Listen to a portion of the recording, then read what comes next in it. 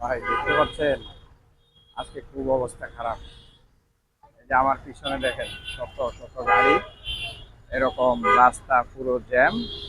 আজকে উত্তরা থেকে একেবারে এয়ারপোর্ট পার হয়ে আপনার সামনে নোয়াখালী পর্যন্ত এই জ্যাম পৌঁছে গেছে। কিসের জ্যাম ভাই বুঝতে পারলাম না। আমাদের খুব দূর অবস্থা। রাস্তায় গাড়ি যদি এভাবে বন্ধ হয়ে থাকে আর গাড়ি যদি না চলে, তাহলে সাধারণ মানুষের যে কি ভোগান্তি, এটা বলে বোঝানো মুশকিল। আমার পিছনে দেখেন, অনেক মানুষ এখনো এই যে এভাবে হাঁটতে আছে রাস্তায়।